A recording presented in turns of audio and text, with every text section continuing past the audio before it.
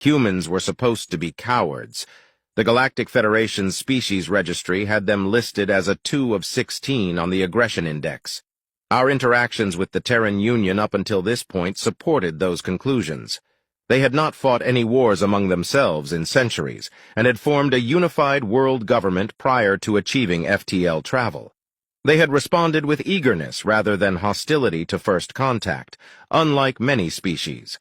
Earth had resolved every dispute through diplomacy and compromise since it became an official member of the Federation. For example, a few years ago the expansionist Zanuck claimed a Terran mining colony as their territory. The Federation braced itself for a minor conflict, as they expected the humans to defend their outpost. But the humans simply shrugged and agreed to hand off the planet for a small yearly fee. Rather than going to war, the Terrans somehow ended up as prominent trading partners for the Zanuck. There was also an incident where the paranoid Hoda'al arrested Terran ambassadors on charges of being spies. Imprisoning diplomats with zero evidence was a clear provocation to war, but the humans did nothing.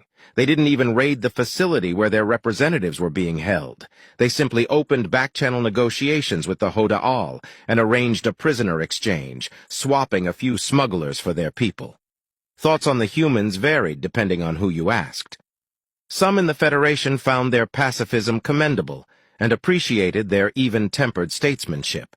Others thought that it was weakness that led them to avoid war. I was in the latter camp. The only reason not to respond to blatant insults with aggression was that they didn't have the wits or the strength for it. When the Devourers came, the 3 most militaristic species in the galaxy, as per the aggression index, banded together to stand against their approach. We didn't know much about them, but we called them the Devourers, since their sole mission was to drain stars of their energy.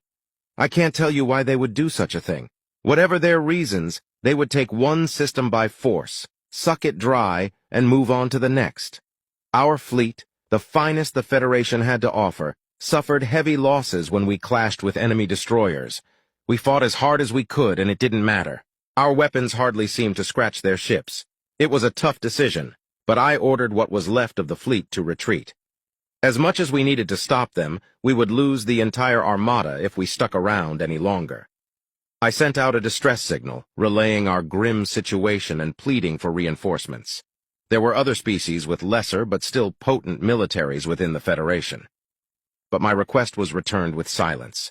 Not a single one of those cowards volunteered to help. Hearing of our defeat, I suppose they decided to flee and fend for themselves. I thought we were on our own, until we detected human ships jumping to our position. How ironic! The only ones who came to our aid were the galactic pushovers. There were only 5 of them, according to our sensors, which was not nearly enough to mount a fight. A pathetic showing, but it was more than the 0 ships that had been sent by the other Federation powers. "Sir, the Terrans are hailing us! What do they think they're gonna do, talk the enemy to death?" First Officer Blaise quipped. I heard a few snickers from my crew, but quickly shushed them. "We need all the help we can get. On screen." A dark-haired human blinked onto the view screen. "Federation vessel, this is Commander Mikhail Rykov of the Terran Union. We are here to assist in any way possible." I bowed my head graciously. "Thank you for coming, Commander Rykov. I am General Kylon. Please join our formation and help cover our retreat." "Retreat?" The human commander blinked a few times, looking confused. "Our intentions are to engage and terminate the enemy." "With 5 ships?" "All due respect, the Devourers number in the thousands, and they crushed our fleet of equal magnitude. I wouldn't expect a peaceful species like yours to understand warfare, but it's in your interest to follow our lead," I said. Commander Rykov seemed even more confused. "You think humans are a peaceful species? What the hell? Why would you think that?" "Well, you never fight with anyone.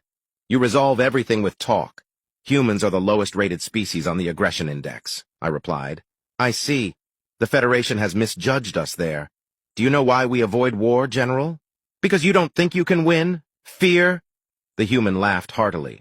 "No, it's because we know what we are, what we're capable of. And nobody's deserved that quite yet. The idea of Terrans making ominous threats would have been a joke to me before now, but something in Rykov's tone told me he believed what he was saying with conviction. This was a clear case of delusion stemming from a lack of experience with interstellar warfare.